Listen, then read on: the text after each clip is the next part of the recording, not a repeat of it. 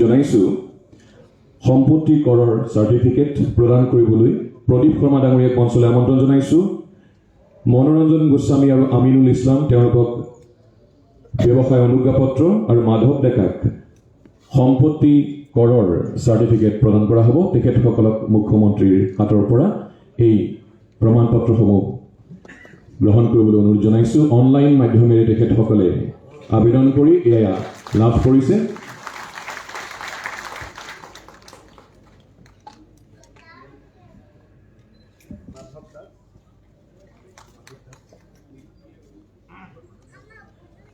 মনোৰঞ্জন গোস্বামী, আমিনুল ইছলাম আৰু মাধৱ দাস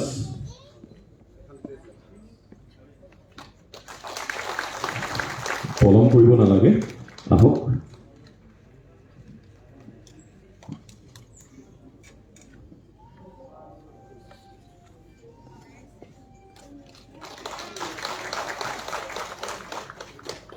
এতিয়াৰ পৰা ৰাইজৰ কষ্ট লাঘৱ হ'ব। অনলাইন মাধ্যমেৰে আপোনালোকে এই কামখিনি কৰিব পাৰিব। অসম চৰকাৰে ৰাইজৰ দুখ কষ্ট লাঘৱ কৰাৰ বাবে বিশেষ পদক্ষেপ লৈ আছে বিভিন্ন ক্ষেত্ৰত।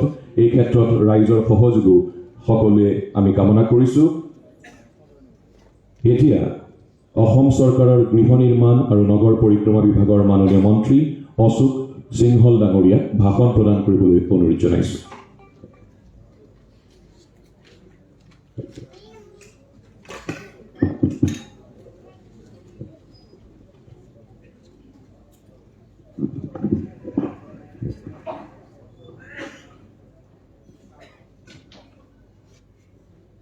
অসমৰ মাননীয় মুখ্যমন্ত্ৰী শ্ৰীযুত ডক্টৰ হিমন্ত বিশ্ব শৰ্মা ডাঙৰীয়া, মঞ্চত উপবিষ্ট অসম মন্ত্ৰীসভাৰ মন্ত্ৰী শ্ৰী ইউ.জি. ব্ৰহ্ম ডাঙৰীয়া, শ্ৰী যোগেন মোহন ডাঙৰীয়া, জ্যেষ্ঠ বিধায়ক প্ৰশান্ত ফুকন ডাঙৰীয়া, বলিন চেতিয়া ডাঙৰীয়া,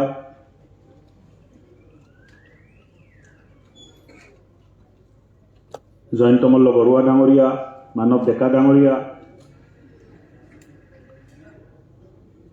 হাউজিং আৰু আৰ্বান এফেয়াৰ্ছ বিভাগৰ additional chief secretary, commissioner secretary আৰু ইয়াত উপস্থিত বিভাগৰ বিভিন্ন পদত থকা বিষয়া, প্ৰায় 9খন জিলাৰ পৰা অহা জিলা উপায়ুক্ত, মিউনিচিপেল বোৰ্ডৰ এক্সিকিউটিভ অফিচাৰ্ছ, PMAY, স্বচ্ছ ভাৰত মিছন, অমৃত মিছন, NULMৰ কমিউনিটি প্ৰজেক্ট মেনেজাৰসকল, ৰাতিপুৱা 10:30টাৰ পৰা এটা দীঘলীয়া কাৰ্যসূচীৰে এই মিটিংখন চলি আছে। বহু ধৰণৰ নতুন ইনিচিয়েটিভৰ কথা আমি পাতিলোঁ।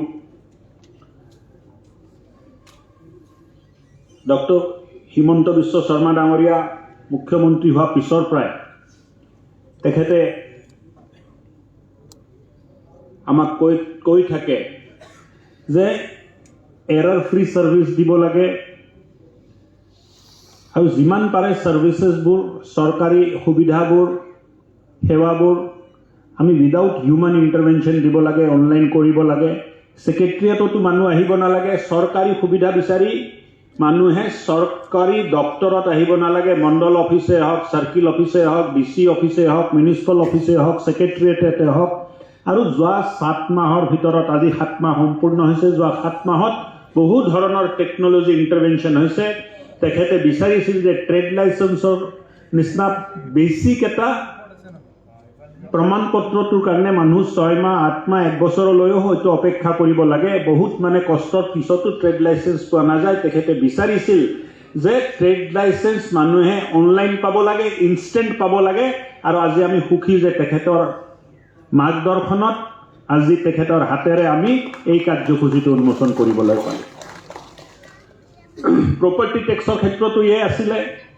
বহুতে প্ৰপাৰ্টি টেক্স দিব খোজে, কিন্তু মিউনিচিপালিটিত যায় প্ৰপাৰ্টি টেক্স দিব পৰা সুবিধা বা ব্যৱস্থা তেনেকুৱা নাথাকে। আজিৰ পৰা গোটেই অসমত প্ৰপাৰ্টি টেক্স পেমেণ্ট অনলাইন হৈ গ'ল আগন্তুক দিনবোৰত আৰু ভাল কৰা যাব এছেছমেণ্ট ছেল্ফ এছেছমেণ্ট কৰিব পাৰিব তেনেকুৱা মডাৰ্ণাইজেশ্যন তেনেকুৱা আপগ্ৰেডেশ্যন আমি আনি আছোঁ ট্ৰেড লাইচেন্স গোটেই অসমত আজিৰ পৰা অনলাইন হৈ গ'ল লগতে গৃহ নিৰ্মাণৰ যিটো বিল্ডিং পাৰ্মিশ্যন আছিল অনলাইন বিল্ডিং পাৰ্মিশ্যন গুৱাহাটীৰ বাহিৰে ক'তো নাছিল আজিৰ পৰা অনলাইন বিল্ডিং পাৰ্মিশ্যন ২৭টা মিউনিচিপালিটি য'ত মাষ্টাৰ প্লান হৈ গ'ল তাত নতুনকৈ আৰম্ভ হৈ গ'ল আৰু প্ৰজেক্ট মেনেজমেণ্ট যিটো আছে তাৰ ৰাইজৰ লগতো সম্পৰ্ক আছে যিমান প্ৰজেক্ট আৰ্বান এফেয়াৰ্ছৰ চলিব এই গোটেই প্ৰজেক্টবোৰ ৰাইজে দেখিব পাৰিব ১৫ দিনে আমি আপগ্ৰেড কৰাৰ কাৰণে চেষ্টা কৰি আছোঁ ১৫ দিনত নহ'লেও ১ মাহত এবাৰ আপগ্ৰেড হ'ব কিমান কাম চলি আছে কেতিয়া কাম আৰম্ভ হ'ল কেতিয়া কাম শেষ হ'ব কোনজন ঠিকাদাৰ কোনজন ইঞ্জিনিয়াৰে কাম চাই আছে আৰু তাত ৰাইজৰ যদি কিবা আপত্তি থাকে ৰাইজে এই ৱেবছাইট বা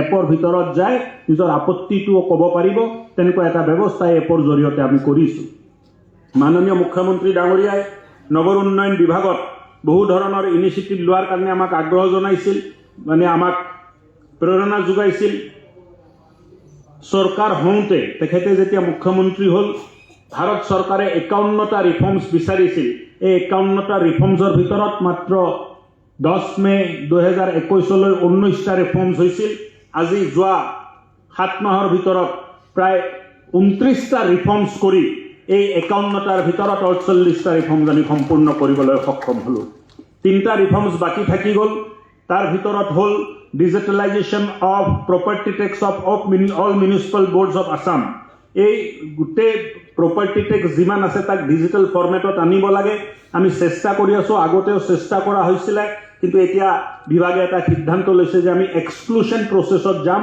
আৰ্বান এৰিয়াত যিমান ইলেক্ট্ৰিচিটি কানেকশ্যন আছে আমি সবকে পচিবল প্ৰপাৰ্টি টেক্স পেয়াৰ হিচাপে গণ্য কৰি তেখেতৰ নামটো অন্তৰ্ভুক্ত কৰিম আৰু যিবিলাক মানুহ অলপ বাহিৰত আছে বা ছাইডত আছে বা প্ৰপাৰ্টি টেক্স দিব নালাগে তেনেকুৱা মানুহ অট'মেটিক লাহে লাহে ইনক্লুশ্যন হৈ যাব আৰু তাৰ এই ৰিফৰ্মছটো অতি সোনকালে হ'ব publication of master plans of all towns of Assam ইতিমধ্যে ৪০খন টাউন আমি মাষ্টাৰ প্লান দিবলৈ সক্ষম হৈছোঁ number of towns for which master plan submitted for approval 2টা under preparation 45 and planning to start preparation of master plan 19টা এই কামত কিছু সময় লাগিব কিন্তু আমি লাগি আছো যে এই কামটো অতি সোনকালে হৈ যাব লাগে online building plan with auto scrutiny system এটো বিড প্ৰকিউৰ মানে টেন্ডাৰ কল কৰা হৈছে 10-15 দিনৰ ভিতৰত ফাইনাল হ'ব আৰু গোটেই প্ৰক্ৰিয়াটো আমি 2 মাহৰ ভিতৰত সম্পূৰ্ণ কৰি মই ভাবো যে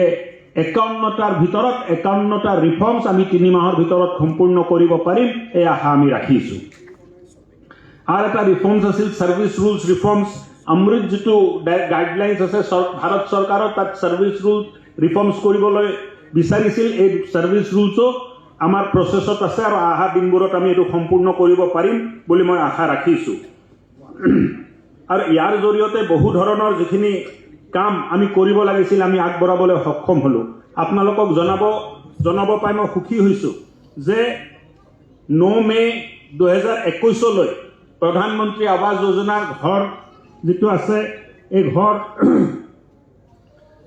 প্ৰায় ৫৭,০০০ ঘৰ আমি দিবলৈ সক্ষম হৈছিলোঁ আৰু যোৱা 7 মাহত কিছুদিন কম যোৱা 7 মাহত প্ৰায় আমি ২৩,০০০ ঘৰ দিবলৈ সক্ষম হ'লোঁ ২০১৬ৰ পৰা ২০২১ মেলৈ আমি ৫৭,০০০ ঘৰ দিছিলোঁ আৰু যোৱা 7 মাহত আমি ২৩,০০০ ঘৰ দিবলৈ সক্ষম হ'লোঁ এই মই ভাবোঁ যে ভাল এটা বিভাগৰ উপলব্ধি হৈছে যোৱা ২০২১ ৯ মাৰ্চ 6 বছৰত আমি ২০,০০০ ঘৰ কমপ্লিট কৰিব পাৰিছিলোঁ আৰু এতিয়া আজি 7 ডিচেম্বৰ ২০২১ তাৰিখে ঘৰ কমপ্লিট হোৱাৰ সংখ্যা ৩৩,০০০ অৰ্থাৎ যোৱা 7 মাহত আমি ১৩,০০০ ঘৰ PMAY কমপ্লিট কৰিব পাৰিলোঁ এইটো জনাব পাই মই আপোনালোকক ভাল পাইছোঁ অসমৰ স্থিতি সমগ্ৰ ভাৰতবৰ্ষৰ ভিতৰত প্ৰধানমন্ত্ৰী গ্ৰামীণ যোজনা আৰ্বানৰ ভিতৰত আজি ভাৰতবৰ্ষত আমি 5 নম্বৰ স্থানত আছোঁ আৰু মই ভাবোঁ যে মুখ্যমন্ত্ৰী ডাঙৰীয়াৰ নেতৃত্বত আৰু মাৰ্গদৰ্শনত আমি অহা বছৰ এই স্থানটো 5ৰ পৰা উন্নত কৰি অন্তত 3লৈ লৈ যাব পাৰিম বুলি আমি আশা কৰি আছোঁ। বহু ধৰণৰ বিভিন্ন ইনিচিয়েটিভ লোৱা হৈছে। গোটেই অসমৰ 102টা মিউনিচিপালিটিত স্বচ্ছ ভাৰত মিছন ভালকৈ ইমপ্লিমেণ্ট কৰাৰ কাৰণে, অমৃত মিছন ভালকৈ ইমপ্লিমেণ্ট কৰাৰ কাৰণে, জাবৰ জোঁথৰৰ পৰা চহৰক নগৰক মুক্ত কৰাৰ কাৰণে, নালা নৰ্দমা ভালকৈ নিৰ্মাণ কৰাৰ কাৰণে, মাষ্টাৰ প্লান ভালকৈ নিৰ্মাণ কৰাৰ কাৰণে দীৰ্ঘম্যাদী যোজনাবোৰ আৰম্ভ কৰা হৈছে। আৰু তাৰ বাবে গুজৰাটৰ পৰা কনচালটেণ্ট এপইণ্ট কৰা এই কামবোৰতো আমি হাত দিছোঁ। আজি বহুত নগৰ চহৰ অঞ্চলত খাবলৈ ভাল পানী নাই। তাৰ অমৃত মিছন 2ৰ আণ্ডাৰত য'ত য'ত খোৱা পানীৰ ভাল ব্যৱস্থা হোৱা নাই, অহা বছৰ এই গোটেই প্ৰকল্পবোৰ আৰম্ভ হ'ব আৰু 3 বছৰৰ ভিতৰত এই প্ৰকল্পবোৰ আমি সম্পূৰ্ণ কৰিব পাৰিম।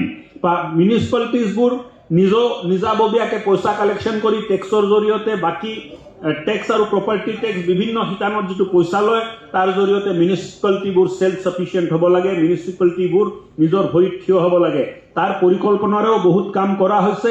আজি ইসকলৰ লগত এই সংক্ৰান্তত আমি আলোচনা কৰিলোঁ। আজি CIDF-ৰ যিটো স্কিম আছিলে, এই স্কিমবিলাকো বহুত CIDF চিটিত আগবাঢ়িব পৰা নাছিলে। যোৱা 15 দিন আগতে আমি সিদ্ধান্ত ল'লোঁ আৰু এই মাহৰ ভিতৰতে আধাতকৈ বেছি পৰিকল্পনা আমি আগবঢ়াই ল'ব পাৰিম বুলি আমি বিশ্বাস ৰাখিছোঁ। মুখ্যমন্ত্ৰী ডাঙৰীয়াৰ মাৰ্গদৰ্শন আৰু নিৰ্দেশত ministry of housing and urban এফেয়াৰ্ছে নিজৰ টেকনিকেল চেল ৱৰ্কছ ডিপাৰ্টমেণ্ট পালে। এয়া এটা ডাঙৰ উপলব্ধি বুলি মই ক'ব খুজিছোঁ। শেষতে যেতিয়া হাউজিং এণ্ড আৰ্বান এফেয়াৰ্ছৰ কথা আহে, আমি বহুত সৰু সৰু কাম কৰিব লাগে। Trade licence, property tax, street light, drain cleaning, সৰু ৰাস্তা নিৰ্মাণ, এই সৰু সৰু কাম কৰি আমি ৰাইজৰ মন জয় কৰিব লাগে। এই সৰু সৰু কাম কৰি ৰাইজৰ মন জয় কৰিব পাৰিম। মুখ্যমন্ত্ৰী ডাঙৰীয়াৰ মাৰ্গদৰ্শন, মুখ্যমন্ত্ৰী ডাঙৰীয়াৰ আদৰ্শৰ পৰা প্ৰেৰণা লৈ গোটেই বিভাগটোৱে কাম কৰি আছে। আৰু মই ভাবোঁ যে আগন্তুক দিনবোৰত আপোনালোকে পৰিৱৰ্তিত হাউজিং এণ্ড আৰ্বান এফেয়াৰ্ছ চাবলৈ পাব। মিউনিচিপালিটি ইলেকশ্যন হৈ আছে, ভাল ভাল নেতৃত্বই মিউনিচিপালিটিক আৰু ভাল কৰাৰ কাৰণে প্ৰয়াস কৰিব। আৰু মই ভাবোঁ যে NULM-ও ভাল এটা পৰিকল্পনা কৰি কাম কৰি আছে। আৰু আপোনালোকক জনাব পাই মই সুখী হৈছোঁ যে NULM ভাৰত চৰকাৰৰ যিটো NULM আছে, নেশ্যনেল আৰ্বান লাইভলিহুড মিছন, তাৰ ভিতৰত যোৱা 7 মাহত কষ্ট কৰি বিভাগৰ বিষয়া আৰু আমাৰ গ্ৰাউণ্ডত থকা CPO সকলে যিটো কাম কৰিলে, ছেল্ফ হেল্প গ্ৰুপে যিটো কাম কৰিলে, আজি NULM-ত এটা শিতান বাদ দি বাকী 5টা শিতানত NULM ভাৰতবৰ্ষৰ 1 নম্বৰ ষ্টেটত আছে। এই কথা মই আপোনালোকক জনাব পাই সুখী হৈছোঁ। বিভিন্ন ধৰণৰ আঁচনি আমি হাতত লৈছোঁ। আপোনালোকৰ সহায় আৰু সহযোগত এই কামবোৰ আমি কৰিব পাৰিম বুলি মই আশা ৰাখিছোঁ। আজি DC সকল ইয়াত আহিছে, 9জন DC ইয়াত বহি আছে। অহা বছৰ প্ৰত্যেকটো জিলাত আমাৰ চহৰ আৰু নগৰে স্বচ্ছতাৰ এৱাৰ্ড পাব, এই আশা মই ৰাখিছোঁ। DC সকল, সকলৰ বিশেষ মোৰ আগ্ৰহ থাকিব যে নগৰ আৰু চহৰক ভাল কৰাৰ কাৰণে আপোনালোকৰ যথেষ্ট সহায় আৰু সহযোগ প্ৰয়োজন হ'ব। আপোনালোকৰ সহায় সহযোগ লৈ এক স্বচ্ছ ভাৰত, যিটো ভাৰতৰ মহান প্ৰধানমন্ত্ৰীৰ সপোন, এই স্বচ্ছ ভাৰত আমি গঢ়িব পাৰিম। এক সমাজ, যিটো সমাজত পানীৰ কাৰণে মানুহ কষ্ট নাপায়, তেনেকুৱা এটা সমাজ য'ত পানীৰ কাৰণে কষ্ট নাপায়। অমৃত মিছন 2ত ভাৰত চৰকাৰে টেপ ৱাটাৰ দিয়াৰ কাৰণে প্ৰত্যেকটো চিটি আৰু টাউনক ব্যৱস্থা কৰিছে। অহা বছৰৰ পৰা এই স্কিমটো আৰম্ভ হৈ যাব। তাৰ কাৰণে আমি কনচালটেণ্ট দিছোঁ। আজি গুৱাহাটীখন চাফ চিকুণ কৰাৰ কাৰণে ছুপাৰ চাকাৰ 10খন আমি আনিছোঁ, 20খন আমি ট্ৰান্সপৰ্টেশ্যন ভেহিকেল আনিছোঁ। স্বচ্ছ ভাৰতৰ কাৰণে 58 বিঘা মাটি ইয়াত একুৱায়াৰ কৰা হৈছে আৰু তাৰ ওপৰত স্বচ্ছ ভাৰত প্ৰকল্পটো আমি নিৰ্মাণ কৰাৰ কাৰণে আগবাঢ়ি আছোঁ। গুৱাহাটীকো চাফ চিকুণ কৰাৰ যিটো দায়িত্ব মুখ্যমন্ত্ৰী ডাঙৰীয়াই আমাৰ ওচৰত দিছে, তাক আমি গুৰুত্ব সহকাৰে লৈ কাম কৰি আছোঁ, কাম কৰি যাম। গুৱাহাটীত সমস্যা বহুত, খোৱা পানীৰ যিটো সমস্যা, এই সমস্যাৰ লগতো আমি কাম কৰি আছোঁ। আৰু অহা 10 দিন বা 15 দিনৰ ভিতৰত গুৱাহাটীবাসী ৰাইজক আমি আমাৰ প্লেন, কোনটো অঞ্চলত কেতিয়া পানী দিব পাৰিম, একেলগত দিব নোৱাৰিম, কিন্তু অহা 2 বছৰৰ ভিতৰত 5,000 প্ৰত্যেক মাহত 5,000 6,000 7,000 8,000 10,000কে প্ৰত্যেক মাহত কানেকশ্যন দিম কোনটো এলেকাত কেতিয়া কানেকশ্যন দিম আৰু এই কানেকশ্যন ৱাটাৰ কানেকশ্যন ল'বৰ কাৰণে আবেদন অনলাইন হ'ব ৱেবছাইট আৰু এপ ৰেডি হৈছে আহা দিনবোৰত মুখ্যমন্ত্ৰী ডাঙৰীয়াৰ পৰা সময় লৈ গুৱাহাটীবাসী ৰাইজকো এই এপৰ জৰিয়তে আগন্তুক দিনবোৰত পানী দিয়াৰ এইটো ব্যৱস্থা যিটো মুখ্যমন্ত্ৰী ডাঙৰীয়াই বিশেষ আগ্ৰহ ৰাখিছে যে খোৱা পানী যোগান ধৰিব লাগে বহু দিনৰ পৰা প্ৰজেক্টটো পেণ্ডিং হৈ আছে আহা এই মাহতে এই প্ৰকল্পটো কেনেকৈ কোনটো ষ্টেজত সম্পূৰ্ণ হ'ব তাৰ ওপৰতো আপোনালোকৰ সন্মুখত মুখ্যমন্ত্ৰী ডাঙৰীয়াক লগত লৈ মুখ্যমন্ত্ৰী ডাঙৰীয়াক সময় দিয়াৰ পিছত আপোনালোকক আমি জনাম যে কেনেকৈ এই কামটো আমি কৰিম মই ভাবোঁ যে এক বলিষ্ঠ নেতৃত্ব অসমে পাইছে আৰু এই সন্ধিখনত আমি সকলোৱে যদি মুখ্যমন্ত্ৰীয়ে যিটো সপোন দেখিছে এক স্বাৱলম্বী অসমৰ এক স্বাভিমানী অসমৰ এক আত্মনিৰ্ভৰশীল অসমৰ এই সপোনটো যদি বাস্তৱ হ'ব লাগে আমি সকলোৱে মুখ্যমন্ত্ৰীৰ লগত থিয় হ'ব লাগিব তেখেতৰ লগত আমি নিজেও কাম কৰিব লাগিব আমাৰ মিউনিচিপালিটিবোৰত কাম কৰা আমাৰ লগত কাম কৰা প্ৰত্যেকজন মিউনিচিপালিটিত কৰ্মৰত অসম চৰকাৰৰ কৰ্মচাৰী মিউনিচিপালিটিৰ কৰ্মচাৰীয়ে অসমক ভাল কৰাৰ কাৰণে জানে প্ৰাণে চেষ্টা কৰিব এই আশা আৰু বিশ্বাসেৰে নিজৰ কথাটো শেষ কৰিব বিচাৰিছোঁ ধন্যবাদ নমস্কাৰ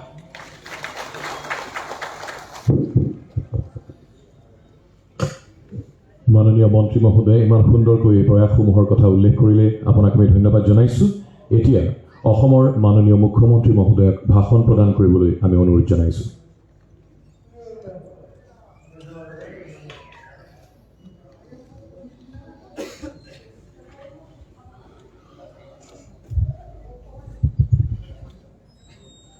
অসমৰ সন্মানীয় নগৰ পৰিক্ৰমা আৰু গৃহ নিৰ্মাণ বিভাগৰ মন্ত্ৰী অশোক সিংহাল ডাঙৰীয়া ৰাজহ বিভাগৰ সন্মানীয় মন্ত্ৰী যোগেন মহান ডাঙৰীয়া মুখ্যমন্ত্ৰীৰ ৰাজনৈতিক সচিব সন্মানীয় বিধায়ক জয়ন্ত মল্ল বৰুৱা ডাঙৰীয়া সন্মানীয় বিধায়ক প্ৰশান্ত ফুকন ডাঙৰীয়া বলিন চেতিয়া ডাঙৰীয়া মানৱ ডেকা ডাঙৰীয়া অতিৰিক্ত মুখ্য সচিব মনীন্দ্ৰ সিং ডাঙৰীয়া আয়ুক্ত সচিব কবিতা পদ্মনাভন ডাঙৰীয়ানী মঞ্চত উপবিষ্ট আৰু সভাস্থলীত উপবিষ্ট সুধীবৃন্দ বিভিন্ন জিলাৰ পৰা অহা উপায়ুক্তাসকল বিভিন্ন পদত অধিষ্ঠিত আমাৰ বিষয়া কৰ্মচাৰীসকল আৰু উপস্থিত ৰাইজ আজিৰ দিনটো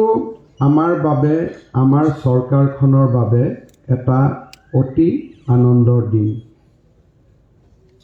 কেইবাটাও আঁচনি ইয়াতে উদ্বোধন কৰা হৈছে কেইটামান আঁচনি দৃশ্যমান আৰু কেইটামান আঁচনিৰ ফলাফল আমি প্ৰতিজনেই নিজৰ জীৱনত লাভ কৰিম যেতিয়া ছুপাৰ চাকাৰ মেচিনৰ কথা আমি ক'ব যাওঁ গুৱাহাটীত বহু দিন ধৰি দেশ আৰু বিদেশৰ ডাঙৰ ডাঙৰ মহানগৰবিলাকত নৰ্দমাৰ যিটো জাবৰ বা আৱৰ্জনা সেইটো চাফা কৰিবৰ কাৰণে ছুপাৰ চাকাৰ মেচিন ব্যৱহাৰ কৰা আমি দেখা পাওঁ বহু সময়ত ভিডিঅ'ত যেতিয়া এইবিলাক দেখা পায় ইউটিউবত দেখা পায় আমাৰ ডেকা ল'ৰাই আমালৈকেও পঠায় যে দাদা এনেকুৱা মেচিন গুৱাহাটীত আনিব নোৱাৰি নেকি আজি আমি কেইবাখনো ছুপাৰ চাকাৰ গুৱাহাটীত দিছোঁ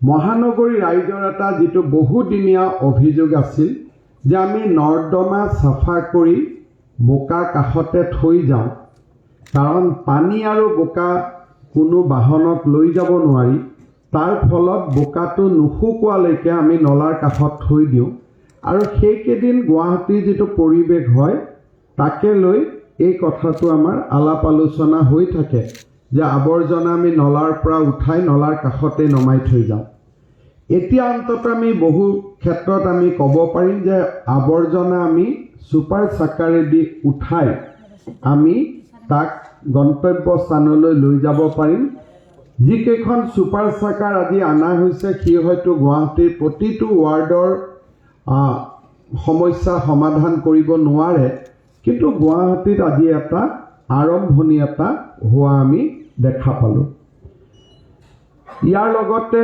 কেইবাখনো নগৰলৈ চেচপুল যোগান ধৰা হ'ল আৰু আটাইতকৈ ডাঙৰ কথা যে নগৰৰ ক্ষেত্ৰত আমি ভাৰতৰ আন নগৰবিলাকতকৈ আমি সদায় পিছ পৰি আছিলোঁ আমাৰ আৰবান ইনফ্ৰাষ্ট্ৰাকচাৰ আগৰ পৰা আমি উইক আছিলোঁ কাৰণ অসম গাঁও প্ৰধান ৰাজ্য হিচাপে জনাজাত আমি আৰবানাইজ ষ্টেট নাছিলোঁ মহাৰাষ্ট্ৰ আদি জাগাত আৰবান এৰিয়াত প্ৰায় 30% লোকেল পপুলেশ্যন তাত থাকে কিন্তু অসমত আমাৰ 80-85% লোক গাঁৱত থকা বাবে চৰকাৰৰ যিটো দৃষ্টি আৰু যিটো চৰকাৰৰ প্ৰায়ৰিটি সেইটো ৰুৰেল ছেক্টৰত আছিলে নগৰবিলাকত আমি ইনফ্ৰাষ্ট্ৰাকচাৰ বনোৱা নাছিলোঁ নগৰবিলাক আমাৰ লেতেৰা পেতেৰা আছিলে নগৰবিলাকৰ দৰিদ্ৰ মানুহৰ জীৱনৰ ওপৰত আমি চকু দিয়া নাছিলোঁ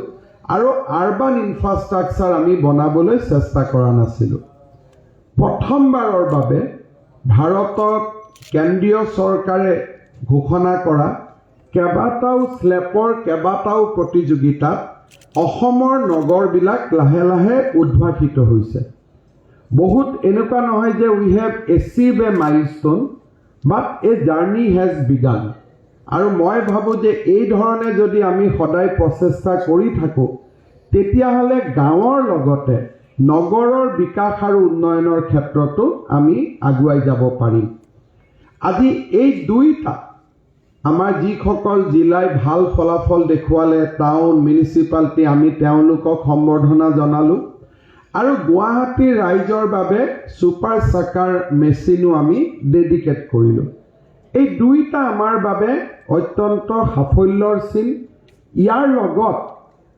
হাউচিং এণ্ড আৰবান এফেয়াৰ্ছ ডিপাৰ্টমেণ্টৰ ফালৰ পৰা যোৱা 6টা মাহত প্ৰধানমন্ত্ৰী আৱাস যোজনাৰ ক্ষেত্ৰতো দেশৰ ভিতৰতে আমি দ্বিতীয় স্থান পাব আমি সক্ষম হৈছোঁ in the speed of the construction আৰু এই গোটেইবিলাকে আমাক এটা আশাৰ বাতৰি দেখুৱায় যে অসমো সৰ্বশ্ৰেষ্ঠ ৰাজ্যবিলাকৰ ভিতৰত এখন হ'বগৈ পাৰিব আৰু the days are not far away আমি হয়তো বহুত দিনৰ দূৰত আমি নাই মোৰ চৰকাৰ শাসনলৈ অহাৰ পিছত আমাৰ এটা নিৰন্তৰ প্ৰচেষ্টা আছিল যে মানুহৰ জীৱনক সহজ আৰু সৰল কৰি তোলা গভৰ্ণমেণ্ট ছাৰ্ভিচবিলাক যাতে আমি ইজিলি আৰু 24 আৱাৰ্ছ যাতে আমি পাব পাৰোঁ এটা 24 আৱাৰ্ছ আমি কেনেকৈ গভৰ্ণমেণ্ট সেৱা পাম আমাৰতো চৰকাৰী চাকৰিয়ালে 8 ঘণ্টাই কাম কৰিব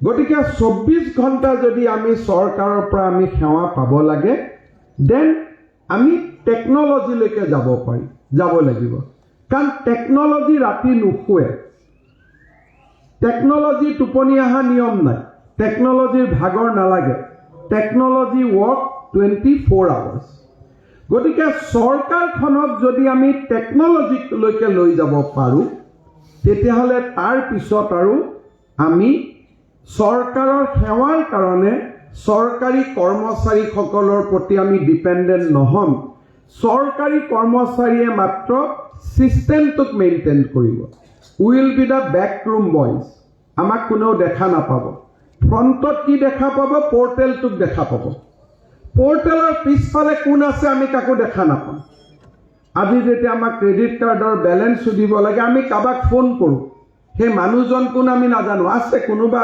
অথৰিটি তাত আছে কিন্তু সেই অথৰিটিটো আমি দেখা নাপাওঁ আৰু যেতিয়া আমি অথৰিটিটো দেখা নাপাওঁ তেতিয়া চৰকাৰে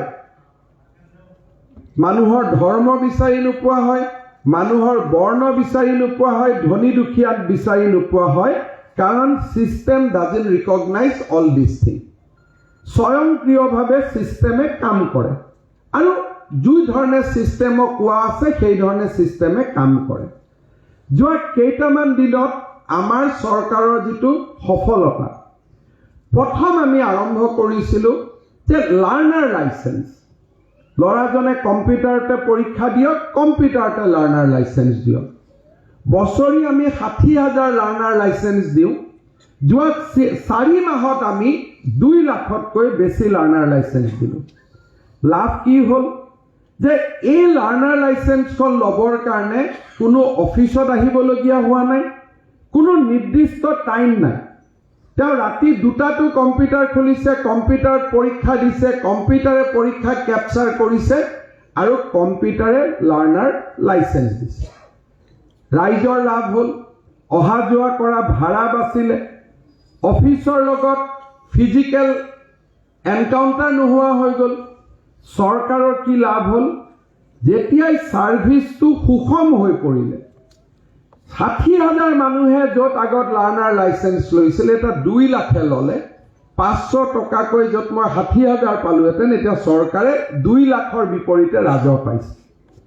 তাৰমানে this is a win win for everybody.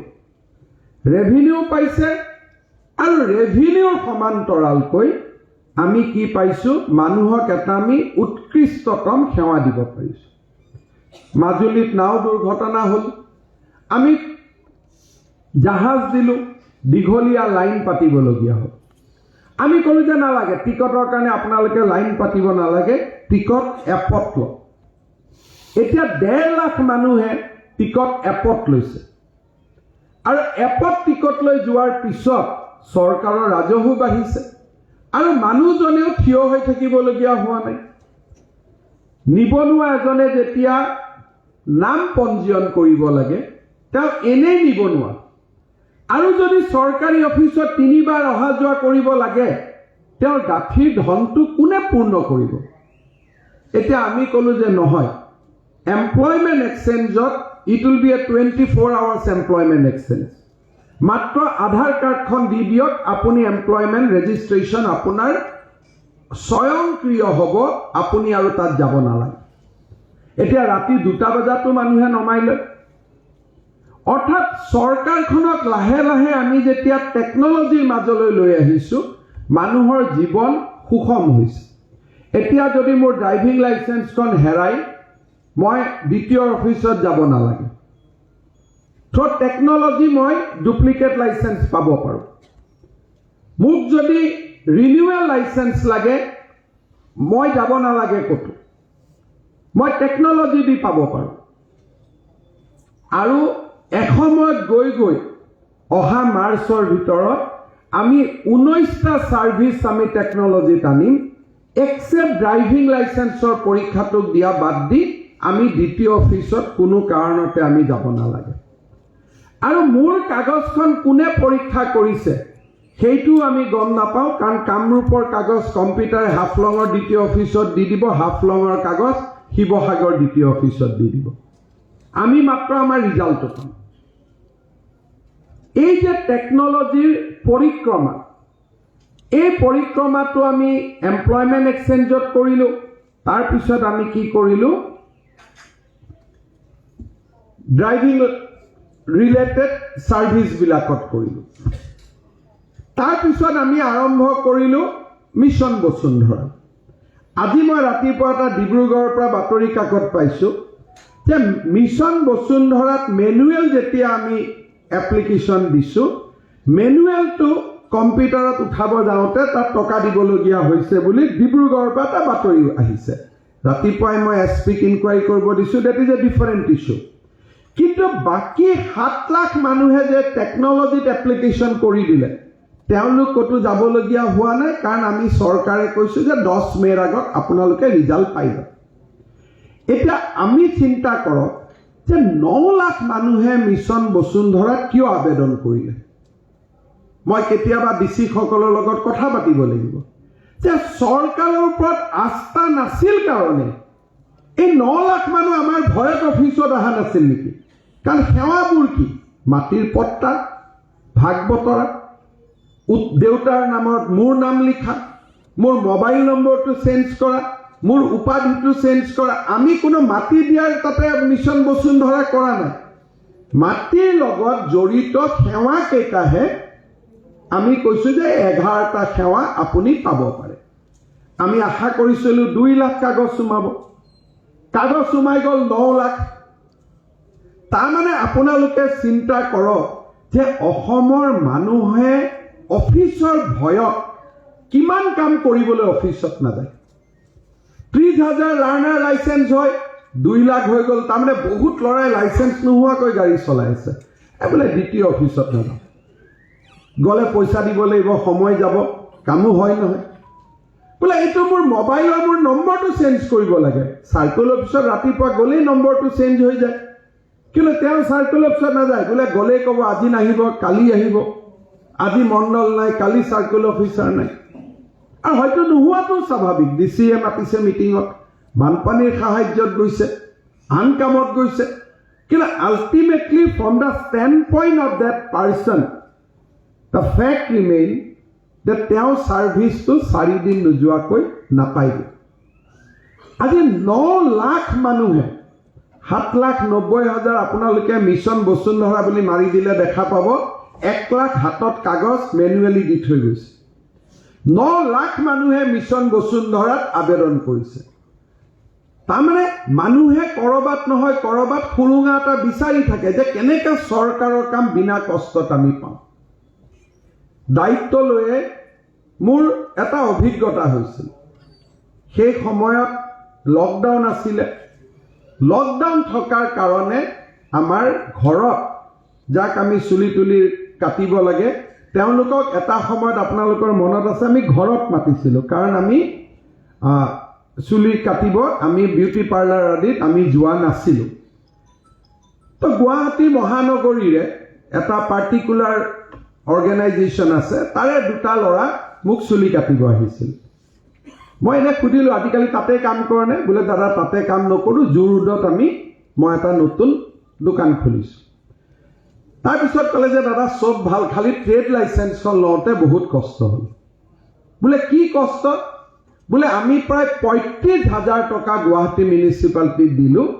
Trade লাইচেন্সখন ল'বৰ কাৰণে এইটো এটা প্ৰাইভেট ডিছকাশ্যন কিন্তু এই ল'ৰাজনে মোক মিছা কিয় ক'ব এটা মই তেতিয়া ঠিক মুখ্যমন্ত্ৰী হোৱাই নাই কোভিডৰ সময় তেতিয়াই মই মনত ভাবি আছিলোঁ যে নহয় এইটো কেতিয়াবা সুবিধা পালে কাৰেক্ট কৰিম কাৰণ তেতিয়া মই জিডিডি মিনিষ্টাৰো নাছিলোঁ বা মই ভাবাও নাছিলোঁ কিন্তু শব্দটোৱে মোৰ মনত ৰেখাংকন কৰি থৈ গৈছিল যে এটা ল'ৰাই নতুনকৈ বিজনেছ কৰিব মই নামেই ক'ব পাৰোঁ VLCCৰ পৰা ওলাই আহি নিজৰ দোকান এখন খুলিছে আৰু সেই দোকানখন খোলোতে সি 25,000 টকা ট্ৰেড লাইচেন্স বনাবৰ কাৰণে দিবলগীয়া হৈছে এতিয়া যদি 25,000 টকা DMCত ট্ৰেড লাইচেন্স 35,000 25 নহয় 35,000 দিবলগীয়া হৈছে তাৰ অহা যোৱা ভৰা 7 দিন এইবিলাকতো এই কষ্টবিলাকতো হিডেনত থাকি গ'ল গতিকে এই পৰিৱেশত অসমত কোন ক'ত আগবাঢ়িব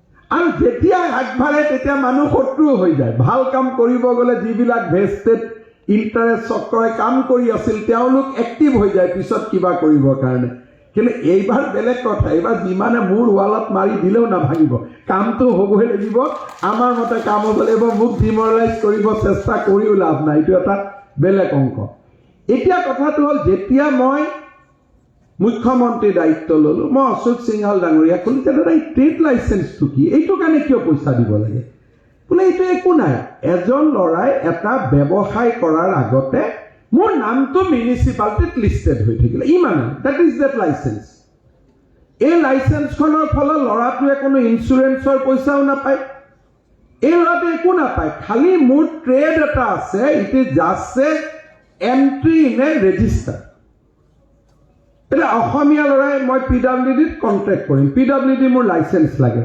PWDয়ে কয় এখন ট্ৰেড লাইচেন্স লৈ আহক এতিয়া কিয় ট্ৰেড লাইচেন্সখন আনিব লাগে তাৰ কোনো যুক্তি নাই আমি বহুদিন কথা পাতি মই এইটোকে যুক্তি পালোঁ যে ট্ৰেড লাইচেন্স মানে যে মই মিউনিচিপালিটিৰ অধীনত মই এটা ট্ৰেড কৰি আছোঁ তাৰ এইটো এটা মোৰ চিনাক্ত ট্ৰেড লাইচেন্সখন হ'লে সি ভাৰতীয় NRCও নাপায় ট্ৰেড লাইচেন্সখন পালে ক'ৰবাত মিউনিচিপালিটিৰ মানুহে ৰেড কৰিব আহিলে কিবা স্পেচিয়েল প্ৰিফাৰেঞ্চ এটাও নাপায় যে দাদা মোৰ ট্ৰেড লাইচেন্স আছে ট্ৰেড লাইচেন্স ল'ব গ'লে ভাড়া ঘৰত 10% কমিশ্যনো নাপায় কনচেশ্যনো নাপায় একো নাপায় it is just a mode of government control যে গভৰ্ণমেণ্টে ৰাইজৰ ওপৰত এটা কণ্ট্ৰল ৰাখিব লাগে and trade licence is the system of that control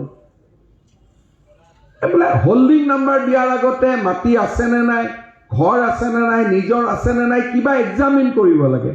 but trade licence was nothing. খালি it is a symbol of A control যে মোৰ ট্ৰেড লাইচেন্স আছে, আৰু ট্ৰেড লাইচেন্সখন আছে নে নাই পিছত কোনেও খবৰো কৰিব নাই। আজি আমি আৰম্ভ কৰিলোঁ কি গোটেই অসমতে যে এতিয়া ট্ৰেড লাইচেন্স বনাবৰ কাৰণে আপোনালোক মিউনিচিপালিটিত যাব নালাগে। ৰাতি 2টাতো মন গৈছে বহি বহি এখন ট্ৰেড লাইচেন্স লওঁ, নামটো সোমাই দিয়ক, এটা চিনাক্ত কাৰ্ড সোমাই দিয়ক, গাড়ীৰ ঘৰৰ ইলেক্ট্ৰিচিটি নম্বৰটো দি দিয়ক, কম্পিউটাৰতে স্কেন কৰি পেলাই লগাই দিয়ক, পইচাটো জমা দিয়ক, 5 মিনিটৰ ভিতৰত ট্ৰেড লাইচেন্সখন আহি পাব। এটা একো কোনো অফিচৰ লগত আপোনাৰ কোনো কানেকশ্যনে নাই।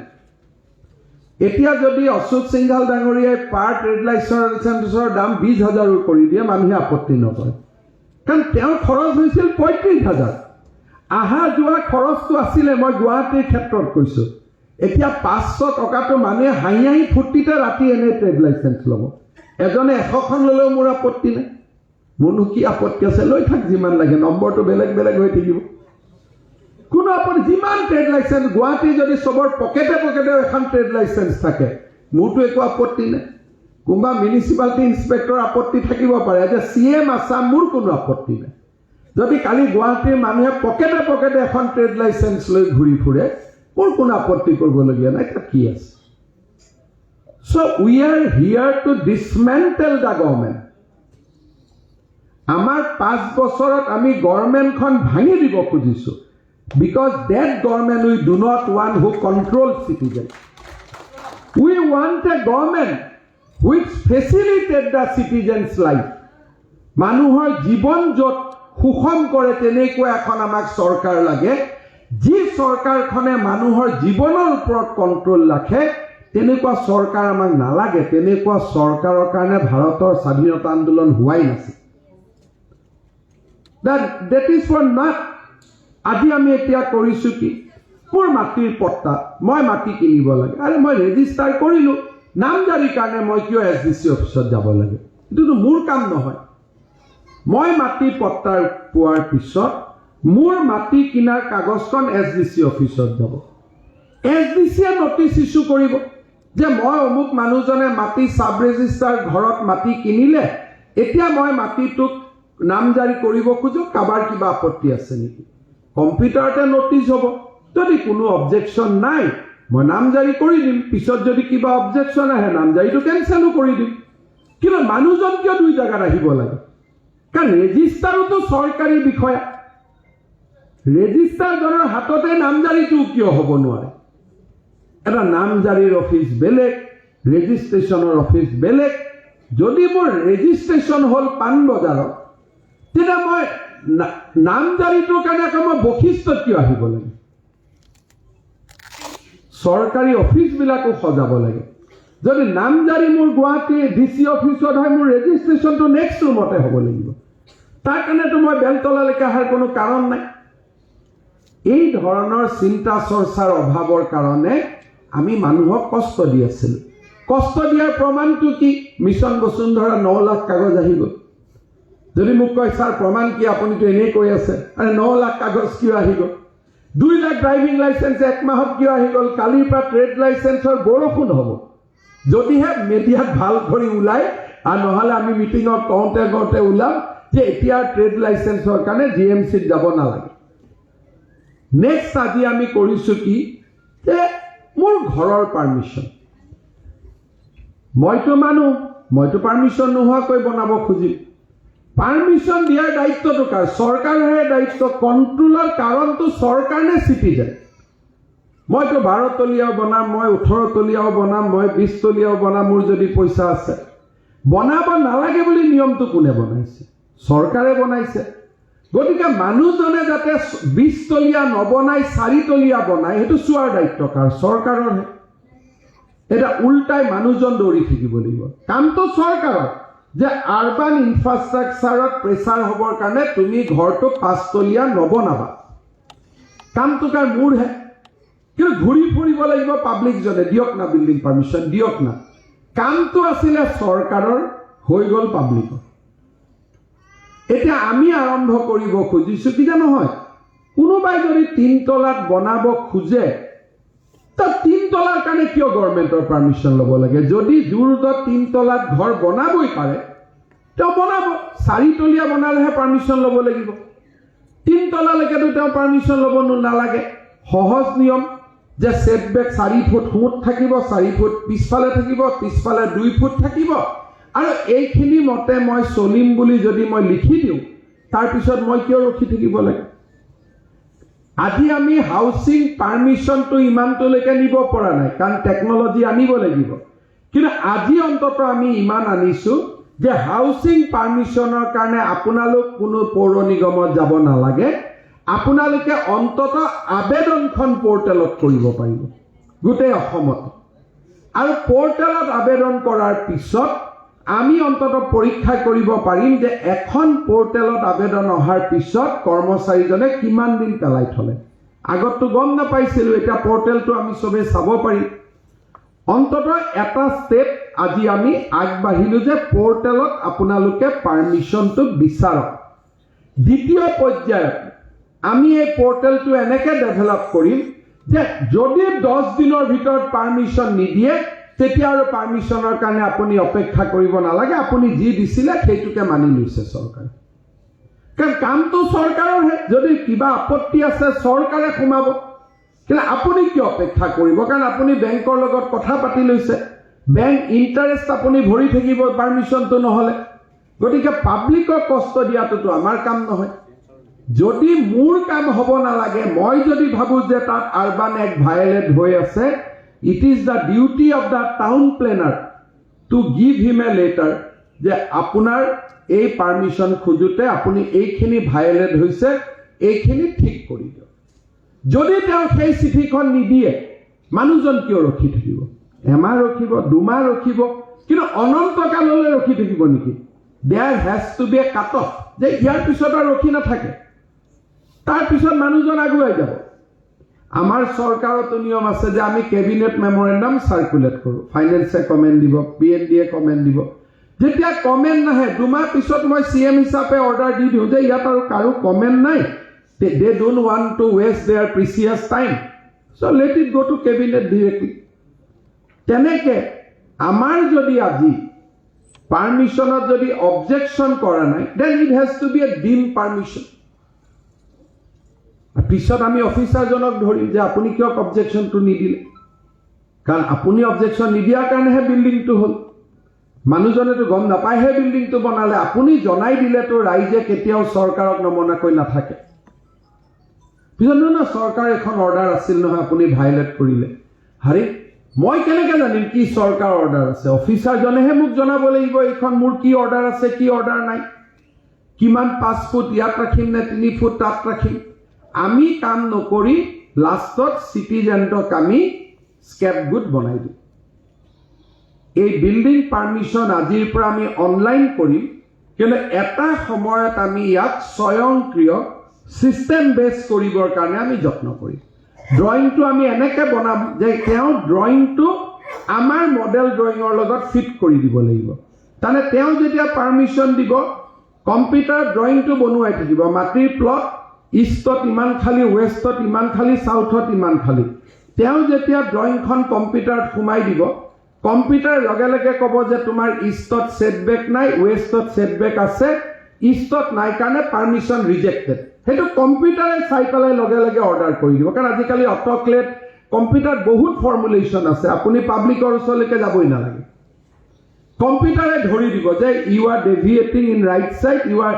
যেনেকৈ আজিকালি আমি যেতিয়া আৰ্কিটেক্টসকলে ঘৰ বনায়, মাটিটোৰ ওপৰত ঘৰটো বনাই দিয়াৰ লগে লগে কয় যে এইটো মাটিত ইমান লোড নলয়, যুগ বিয়োগটো কম্পিউটাৰে কৰি দিয়ে। চ' এই ধৰণৰ ছিষ্টেমলৈকে আমি যাম, কিন্তু আজি আমি যোৱা নাই। আজি আমি চিম্পল গৈছোঁ যে অনলাইন ঘৰৰ বিল্ডিং পাৰ্মিশ্যন এপ্লাই কৰিব পাৰিব, ফিজিকেলি যাব নালাগে। থাৰ্ড আমি কি সেৱা আগবঢ়াইছোঁ যে প্ৰপাৰ্টি টেক্স। আমাক পইচা লাগে, আমাক দৰমহা দিব পইচা লাগে, আকৌ মানুহজনে গ'লে কয় যে অহাকালি আহিব।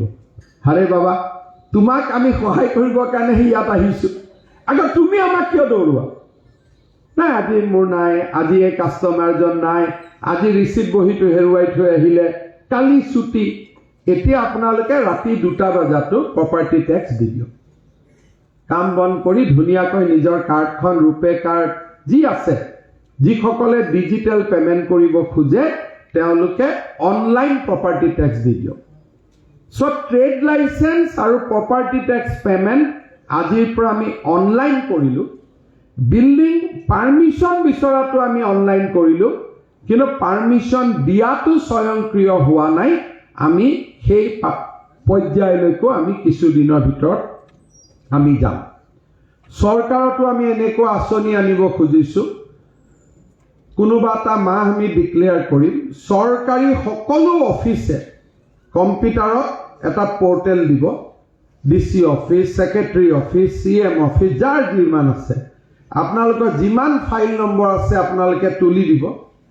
2 মাহৰ ভিতৰত আমি সব ফাইল শেষ কৰি পঠাই দিম ডিসি অফিসও খালি সৰকাৰো খালি সব খালি 2 মাহে আমি সময় লৈছো আজি যদি আপোনালোকে চাই মই গৌৰৱ কৰা নাই but with a sense of satisfaction সেক্ৰেটাৰিয়েটত ভিজিটৰ সাহাটো কমি গল বাই 50% আমাৰ যদি সকলো অফিচাৰ আপোনালোক কেতিয়াবা যায় সচিবালয়ত মানুহ আহা কামটো 50% কমি গৈছে কিন্তু মোৰ উদ্দেশ্য হৈছে যে সেক্ৰেটাৰিয়েটত মানুহ আহিবই নালাগে কাৰণ সেক্ৰেটাৰিয়েট হল বেক অফিস কাম কৰা কাৰণ এটো ফিল্ড অফিস নহয় তাতো মানুহ আহাৰ কোনো কথাই নাই যেতিয়া আমি কাম কৰি সব প্ৰজেক্ট সদ্ভাৱনা আমি যেতিয়া আৰম্ভ কৰিম মই ৰখি আছো আমাৰ বসুন্ধৰাৰ লগত ক্লাছ কৰিব বুলি জাস্ট সদ্ভাৱনা আৰম্ভ হোৱাৰ পিছত সেক্ৰেটাৰিয়েটত 1.5 লাখ ফাইল আছে আমি নোহোৱা কৰি দিম প্ৰত্যেকটো ফাইল ভাল বেয়া কাৰোবাৰ দুখ হ'ব কাৰোবাৰ সুখ হ'ব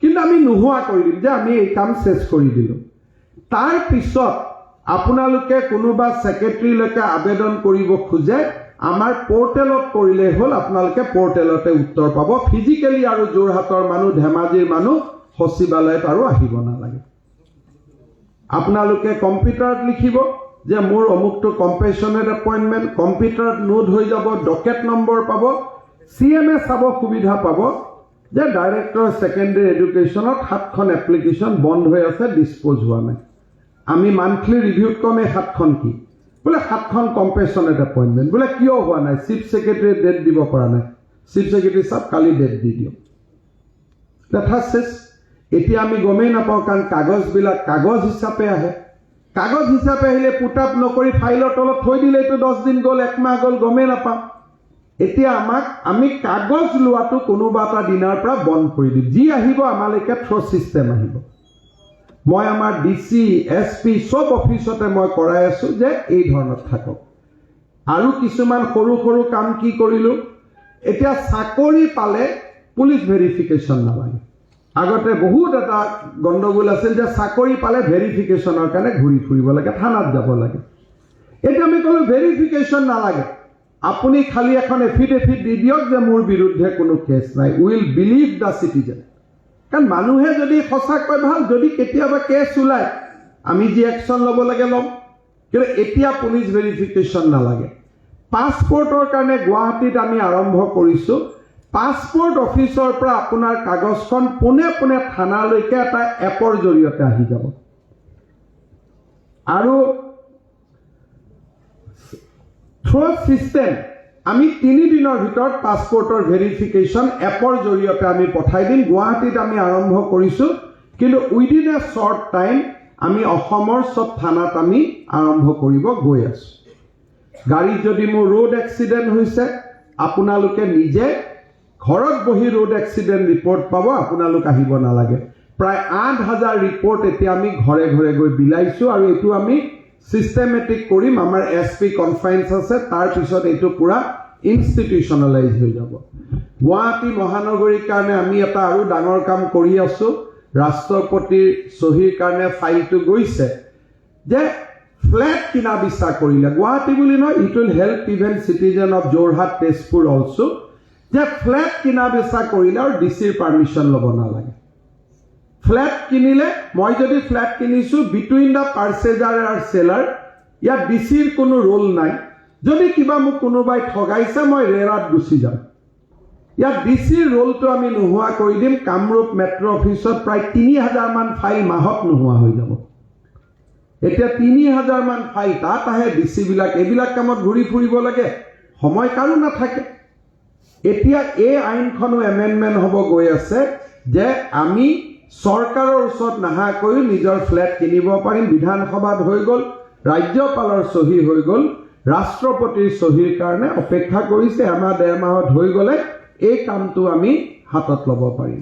অৰ্থাৎ আমি অসমখনত সাৰ্ভিস ডেলিভাৰীৰ এটা নতুন মডেল হিচাপে আমি অসমখনক নিৰ্মাণ কৰিব খুজিছিলোঁ।